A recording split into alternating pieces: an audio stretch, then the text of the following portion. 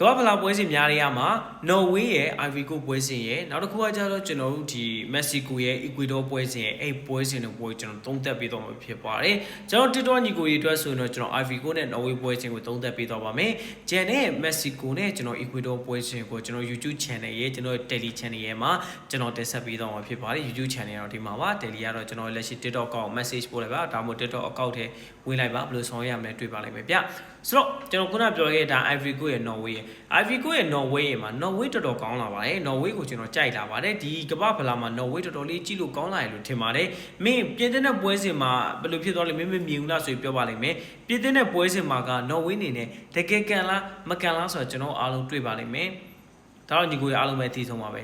ဆိုတော့ပြည်တဲ့ပွဲစဉ်မှာဒီလိုရလက်ထွက်လာတဲ့အခါမှာဒီပြောမယ်ဆိုငါတို့ကနော်ဝေးကိုငါတို့မယုံရတော့ဘူးလားဒါနဲ့ပတ်သက်ကျွန်တော်မေးရမယ်ဗျအတိတ်ကရှင်းရှင်းလေးပဲဗျအဲ့ဒီပွဲစဉ်မှာကန်သွားတဲ့ပုံစံကိုတချို့ပွဲစဉ်ကြည့်ရတဲ့သူတွေအကုန်နေနဲ့အကုန်လုံးနေနဲ့နားလည်ပါလိမ့်မယ်ပွဲစဉ်မကြည့်ဘဲနဲ့ highlight ကြည့်ရတဲ့သူတွေကတော့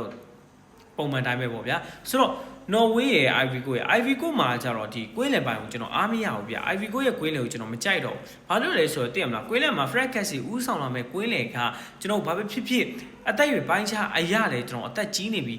Frank Cassie 29နှစ်မေးလုံးဝကောင်းတဲ့ prime time ဆိုပေမဲ့လေ Frank Cassie တို့ကမဟုတ်ပြန်ဘူးဘာလို့လဲဆိုတော့သူလက်ရှိကစားနေတာ Saudi Arabia အသင်းမှာကစားနေတာ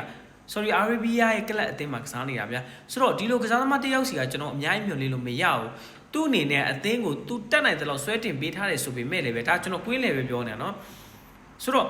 တက်နိုင်လောက်ဆွဲတင်ပေးထားဆိုပေမဲ့လည်းပဲဒီလို Norway လိုအသင်းမျိုးနဲ့တွေ့ရခါချာရင်ဘာပဲဖြစ်ဖြစ် Ivory Coast အနေနဲ့ရှင်ပြီးတော့ဒီ Norway ကိုရှင်ကန်နိုင်မယ်လို့ကျွန်တော်အနေနဲ့မထင်ဘူးဗျကျွန်တော်ထင်ရတော့ Norway ဘက်ကနေပြီးတော့မှသူတို့လက်ရှိကောင်းနေတဲ့ form တွေပြီးတဲ့အခါမှာစိတ်သက်ပိုင်းဆိုင်ရာအေးရတယ်အမြင့်ဆုံးရောက်နေတဲ့အချိန်မှာ